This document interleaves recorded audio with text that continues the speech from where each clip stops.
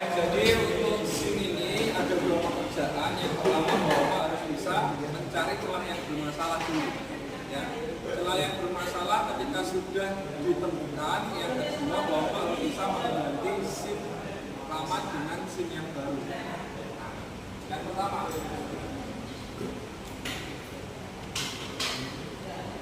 pemeriksaan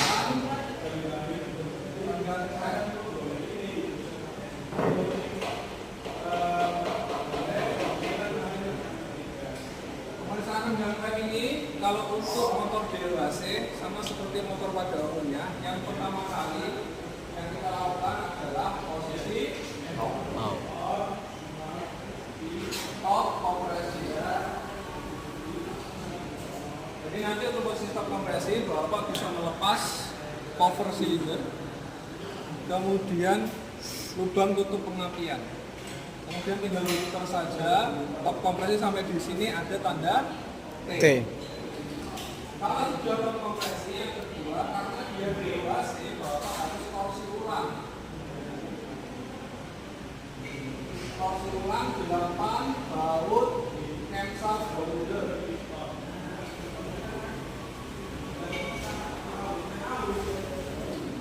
Nemsa Boulder nanti bisa langsung aja mungkin Pak, bisa dipraktekkan di sini. Monggo silakan. Pak Murdi. Pak Murdi. Pak Murdi. Ayo kecok nih. Monggo. Kecok nih. Ayo Pak.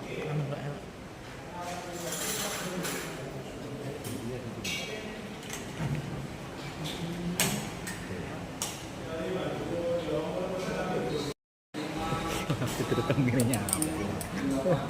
Ada 8 baut pengikat camshaft atau camshaft holder.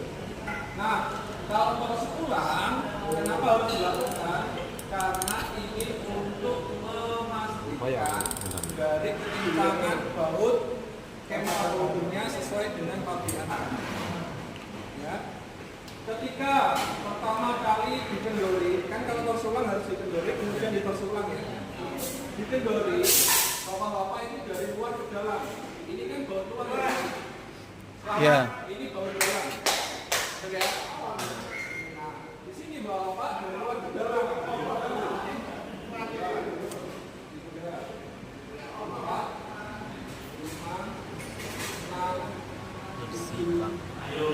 Harus bersilang. Dipahami ya? Itu ketika mengendorkan. Kemudian kalau mau torsi ulang, itu sebaliknya dari 8, 9, 6, 5, 4, 3, 2, 1. Ya. Torsinya berapa? Torsi ulang. Torsinya adalah 12 meter sesuai dengan yang ada di BPR, nanti bisa dilihat. Kalau sudah ditorsi ulang ke 8 baut ini, Bapak langsung bisa melakukan pengukuran.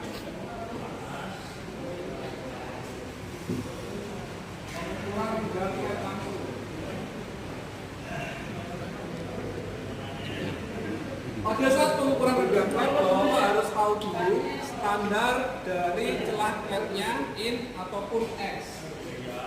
Untuk DHC, standar ini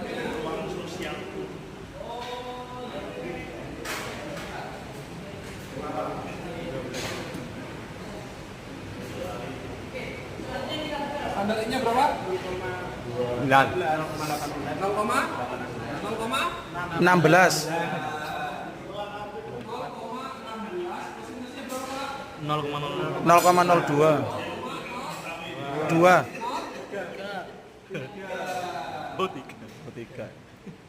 Selamat. Sementara untuk X-nya 0,25 plus minusnya 0,03. 0,03 mm itu apanya Pak? Toleransi. Toleransi ada batas atas dan batas Bawah. kalau 0,16 in, batas atasnya berapa, batas bawahnya berapa? 0,19, 0,13. Berarti di sini batas atasnya 0,19, 0,13.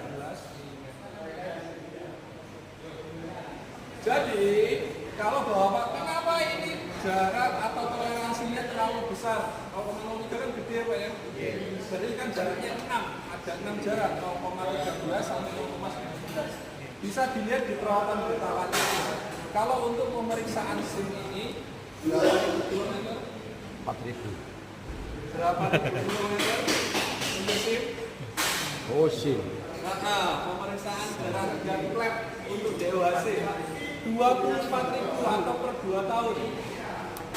Maka dari itu di sini jaraknya pun untuk toleransinya besar.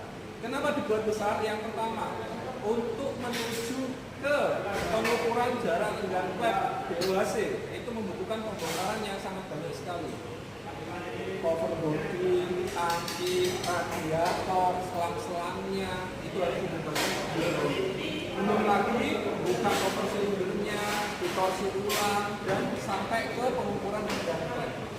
Maka dari itu Bapak, kalau untuk di bengkel apabila konsumen tidak mengeluhkan, ya garis bawah ya, tidak mengeluhkan mengenai jarak dan klep ataupun suara kasar di mesin, itu tidak.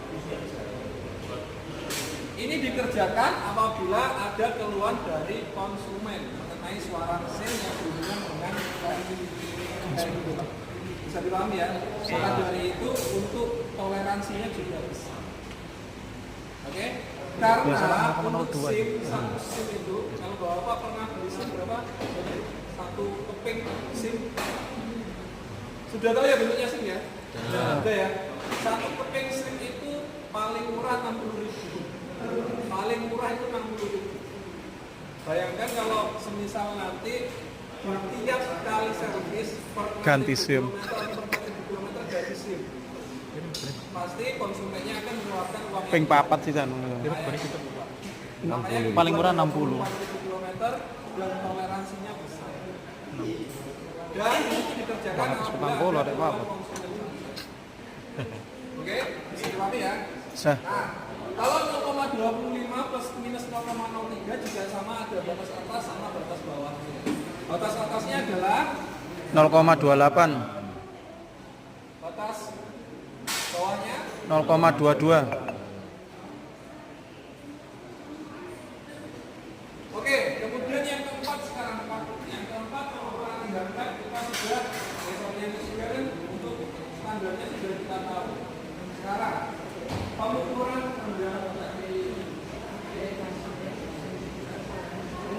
yang pertama kita ingin mengukur standar ini.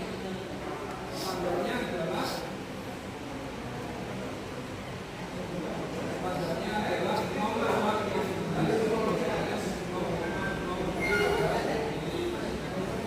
Yang pertama, bulan berapa yang kita gunakan? Bulan berapa yang kita gunakan? 15 dan ini diasumsikan bulan kita lengkap lengkap. Bulan berapa yang kita gunakan untuk melakukan pengukuran pertama? Kalau 16.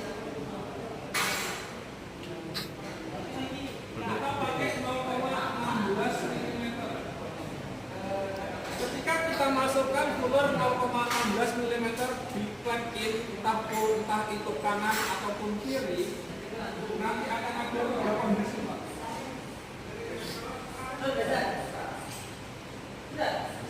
Kondisi yang pertama, kita masukkan 0,16, dia posisinya masuk seret. Kalau masuk seret, oke atau tidak? Masuk, tapi seret, oke atau tidak? Oke. Berarti dia pas 16. Kondisi yang kedua dia masuk Pak, tapi rendah. Oke atau tidak? Berarti untuk bulernya kurang tebal atau kurang tipis? Kurang tebal. Kurang tebal. Kemudian kondisi yang ketiga Pak, pakai 0,16 tidak masuk. kerapatan. Kalau tidak masuk oke atau tidak? Tidak oke. Berarti bulernya kurang tebal atau kurang tipis? Kurang tipis. Dari pengukuran yang pertama ini, kondisi yang kedua dan kondisi yang ketiga kita analisa lebih lanjut. Oke, kita analisa lebih lanjut. Pakai 0,16 ternyata masuknya longgar, maka Tebal. Kalau kurang tebal, karena 0,16 ini ada batas bawah dan batas atasnya, pengukuran kedua kita pakai fuller 0,9. Ya. Kita pakai 0,19 mm. Di 0,19 mm itu akan ada 3 kondisi lagi, Pak. Masuk seret itu mana? Pakai 0,19 ternyata masuk seret, oke atau tidak? Oke. Oke ya. Kata Mbak longgar, Pak. Masih batas Atas. Pakai 0,16 ternyata masuk longgar, oke atau tidak? Tidak. Nah, ini yang kita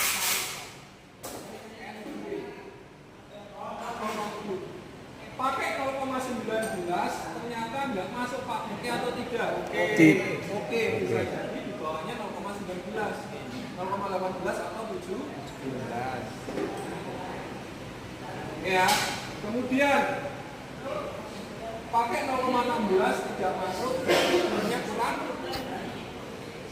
Tipis. Kurang tipis.